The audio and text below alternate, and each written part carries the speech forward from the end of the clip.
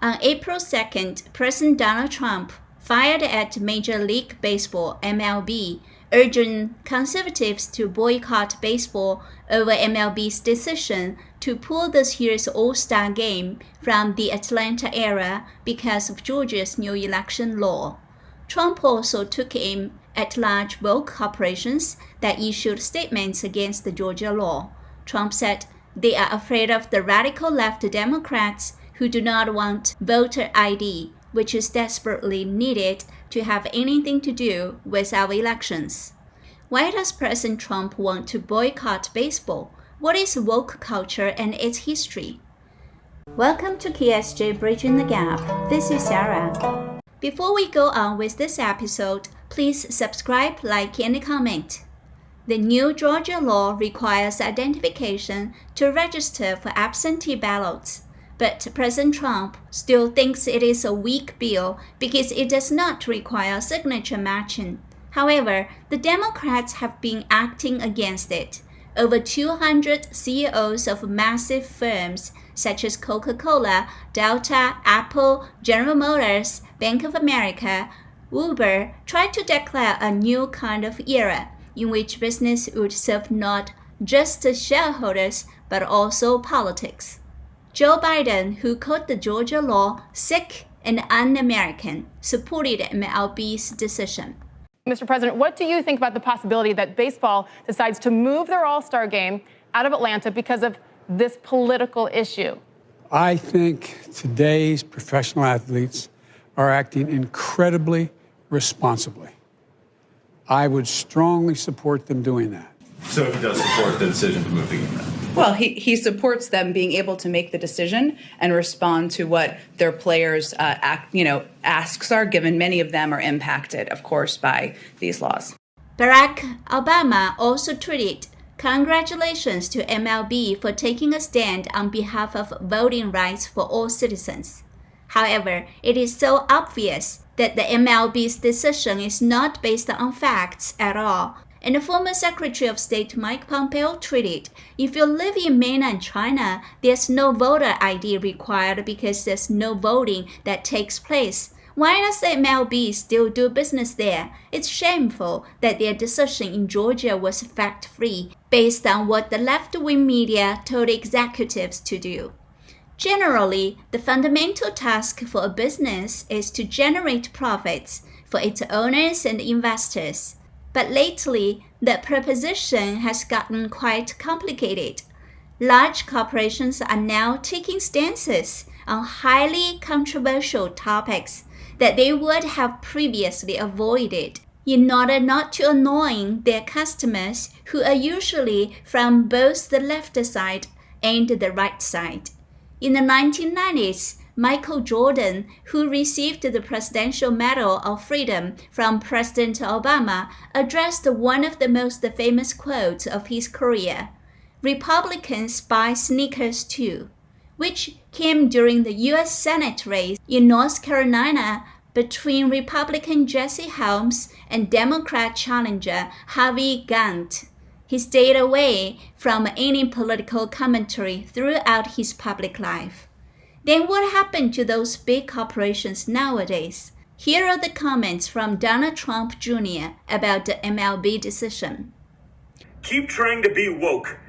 This is what happens when you have morons trying to make decisions and making and implementing major decisions to try to own someone on Twitter, because the social media guys will be like all over it. When you break down the actual facts and see what's going on, you realize that you people are nothing more than clowns. It's a disgrace. So, it is the woke culture. What does woke mean? What's the history of woke culture? Literally, being woke refers to being awake and not asleep.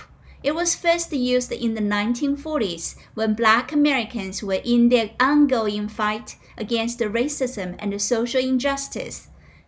On June 14, 1965, Martin Luther King Jr. gave a commencement address called "Remaining Awake Through a Great Revolution" at Oberlin College. In 2013, Black Lives Matter movement occurred and expanded globally. Stay Woke became the protection umbrella for the BLM movement. Stay Woke, The Black Lives Matter Movement is a 2016 American television documentary film. In 2019, a book named Stay Woke, All Black Lives Matter published. The word woke is made full use by the radical left to destroy conservative and traditional culture and promote communist ideology. It becomes an important part of ideological subversion of the free world. In 2018, New York Times published an opinion, The Rise of Woke Capital, saying in every area and every political dispensation, businessmen ask themselves, what am I required to do to make money unmolested by the government? It says businesses went from the Treaty of Detroit in 1950s to the Peace of Palo Alto, in which a certain kind of virtual signaling on progressive social causes, a certain degree of performative wokeness is offered to liberalism and the activist left preemptively in the hopes that having corporate America take their side in the culture wars will blunt efforts to tax or regulate our new monopoles too heavily. It sounded more like a deal between the radical left with the big corporations in the name of virtue and wokeness. The social justice they talked about referred to something like a restaurant that might not want to host the same-sex weddings, in which case the conservative owner would have offered some kind of options or incentives to solve the problem. But how about those big corporations' relationship with the communist China, where human rights are rather more in jeopardy? The fundamental reason is ideological subversion from Soviet Union and the Chinese Communist Party for the past 4 decades. Therefore, beginning in about 10 years ago, elite white liberals in the US turned to the left very rapidly and very aggressively on a host of culture and identity issues. With the rapid growth of social medias such as Twitter and Facebook, especially during the Obama administration, even the left would have been very surprised to see how rapidly OBJ fell via Hodges was ruled in the Supreme Court of the United States that the fundamental right to marry is guaranteed to same-sex couples, and then the transgender right.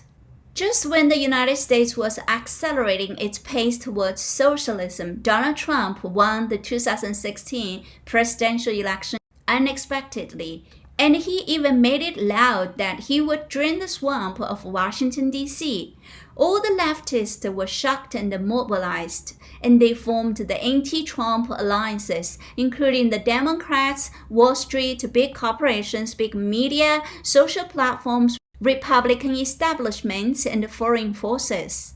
In the process, many large companies that were originally unwilling to step on the red line, unwilling to offend either the left or the right, observed that the conservatives were very soft and gentle when facing the attack from the left, without retaliating or making use of the power and resources of GOP had. What's more, there was no record of conservatives boycotting large companies in history. Generally speaking, conservatives regard big companies as their friends and implement policies more favorable to big companies because they care more about the nation's economic growth. During Trump administration, Google, Facebook, Twitter, Amazon, etc. made big money, but they would rather spend a lot to get Biden into the White House, who is now raising the tax rate. Large companies know there is no consequence to offend conservatives. On the other hand, they know they would expect a severe harassment and punishment to offend the leftists. Since it doesn't cost them much to signal their support for BLM or woke culture, they voluntarily pick up their stance on those political issues. Some rational liberals may not like the radical left and their extreme socialist ideals. For instance, Bernie Sanders and the AOC want more taxation and a high minimum wage, and they hate business owners and they want more regulations. But in order not to be labeled as racists, they follow the trend. Gradually, Americans get used to things happening around them, no matter how uncomfortable they might feel at first. Their perception of reality has been changed to such an extent that they become blind to the obvious communist agenda and can't come to sensitive conclusions in the interest of defending themselves, their families, and the nation.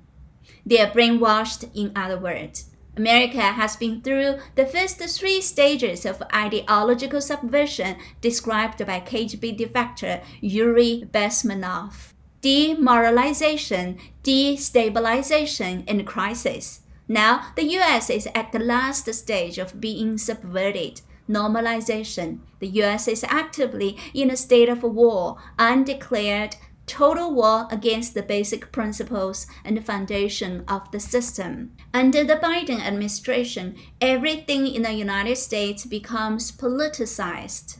Sports, religion, business, education, even jurisdiction all become politicized. Whoever disagrees with them is a racist.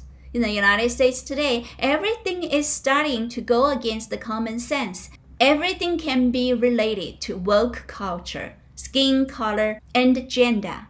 Reducing illegal immigration can be labeled as racial discrimination. Election integrity becomes the target. Georgia and Florida can be cancelled. A father took an 18-month-old baby to the doctor. The nurse asked him to fill out a form, on which one of the questions is, "What gender do you think you are?" The father said, "My baby is only 18 months. She doesn't even know what gender is." But the nurse said the hospital requires that.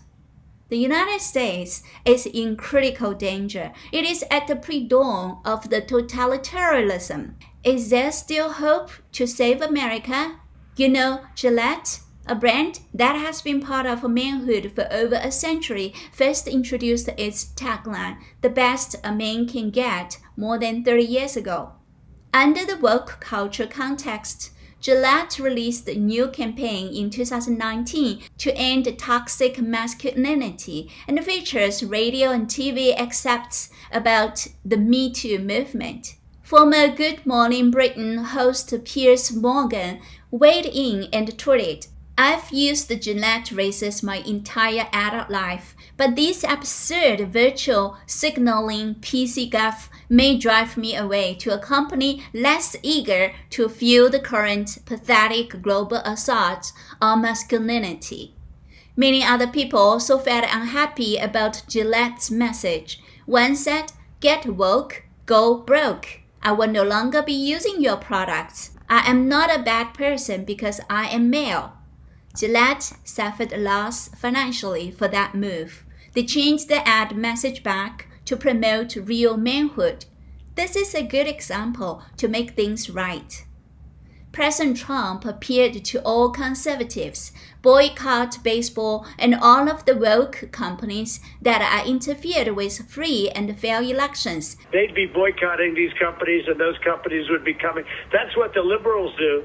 They boycott anybody that speaks out. They boycott them. They cancel them, or they boycott them. We have more people than they do.